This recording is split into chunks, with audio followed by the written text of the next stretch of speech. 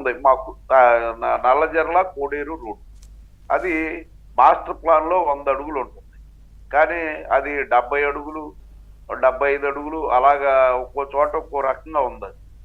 ఉంటే అదేం road expansion లేకోకుండా, అసలు రోడ్డు ఎక్స్పాన్షన్ లేదు, పోనీ ఎక్కడైనా ఏ బిల్డర్ అన్నా కట్టుకుంటున్నాడు అంటే వాళ్ళు ఇచ్చినప్పుడు ఈ టీడీఆర్ బాండ్ ఇష్యూ చేయొచ్చు. అవి ఏమీ లేకోకుండా ఎవరొస్తే వాళ్ళని ఇదిగో నీకు ఎంత వస్తుంది, నేను నీకు ఇంత ఇస్తానని చెప్పి మాట్లాడుకుని వాళ్ళ ద్వారా ఒక దళారి వాళ్ళ దగ్గరికి వెళ్ళి మాట్లాడుకుని అది 4 రెట్లు, అది కూడా సబ్ రిజిస్టర్ వాల్యూ విపరీతంగా పెంచేసిన పరిస్థితి ఉంది ఇక్కడ.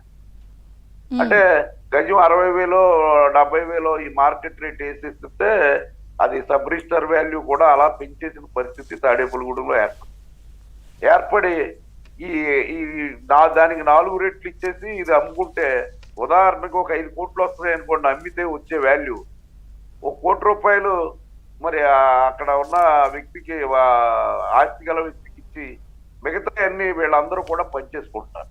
ఇందులో కీలకమైన వ్యక్తి ఎవరు ఉన్నారంటే ఐఏఎస్ శ్రీలక్ష్మి గారు.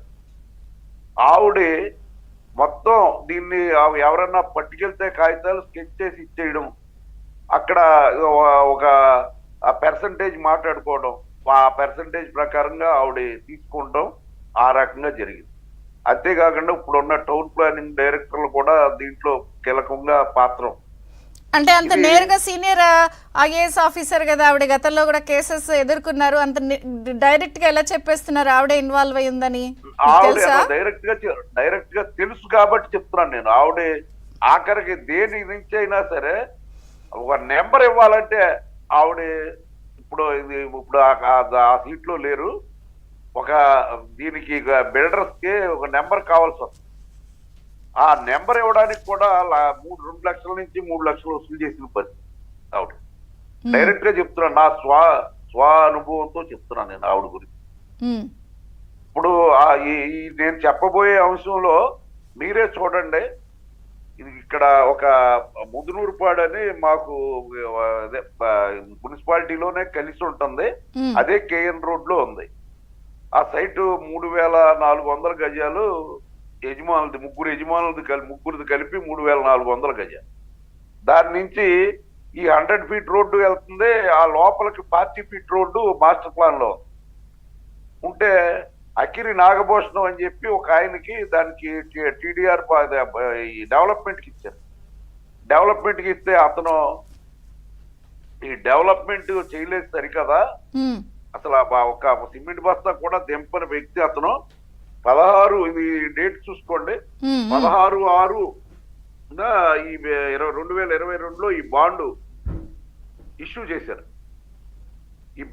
చేశారు. కానీ సైట్ వచ్చి 15/6/2022 రిజిస్ట్రేషన్ చేశారు. ఎవరికి?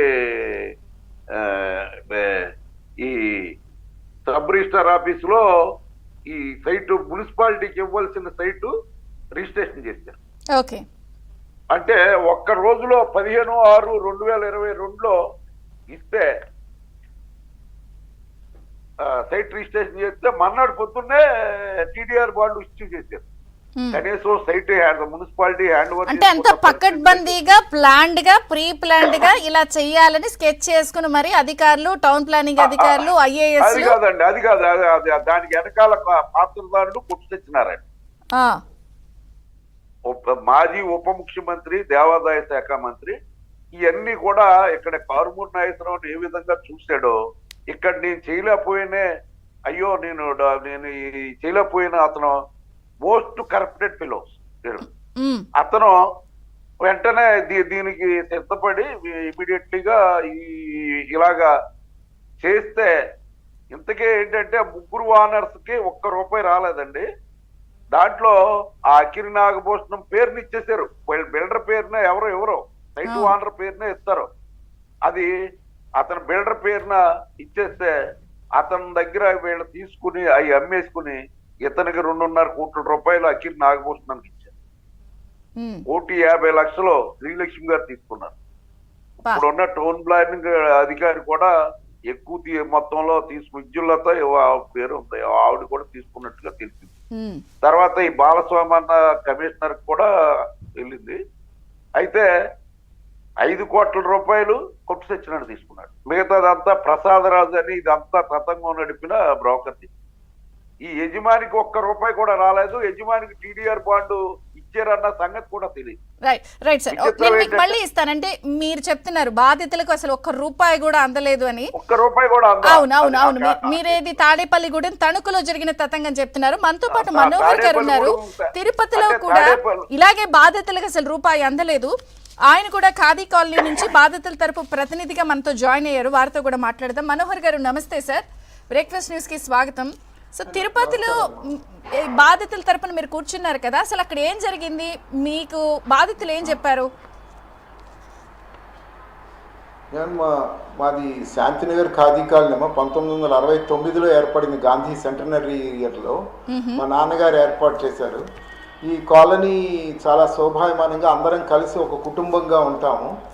మాకు గత సంవత్సరం ఆగస్టులో ఇది మాస్టర్ ప్లాన్ రోడ్లో ఉంది, ఇటు అంబులెన్స్లో అవన్నీ వెళ్ళాలి, అందువల్ల దీన్ని ఎక్స్టెండ్ చేస్తున్నాం. మాది 30 అడుగులు 40 అడుగులు చేయాలి, ఇటు 5 అడుగులు అటు 5 అడుగులు పోతుంది అని చెప్పారు. మేము అప్పుడు రిక్వెస్ట్ చేసుకున్నాం, ఏమండి ఇలాగా ఇక్కడ నుంచి వెళ్ళేది, ఇప్పుడు శ్రీనివాస సేతు వచ్చింది, అది దానిలో నుంచి వెళ్ళిపోతాయి, ఇటు ఇది రహదారిగా చేయక్కర్లేదు, ఇది ఎంత కుటుంబాలు ఉంటున్నది అని చెప్పి రిక్వెస్ట్ చేస్తే లేదనంటే మీకు 60 నుంచి 80 అడుగులు అయిపోతుంది, మీ ఇళ్ళే పోతాయి, అందువల్ల దీనికన్నా అప్పుడు మేము కాలనీలో అందరం కూర్చొని 2-3 మీటింగ్లు పెట్టుకొని మేమే స్వచ్ఛందంగా కాంపౌండ్ వాల్స్ కొట్టి వారికి హ్యాండ్ ఓవర్ చేసి రిజిస్ట్రేషన్ కూడా వెంటనే మేము చేసేసాం.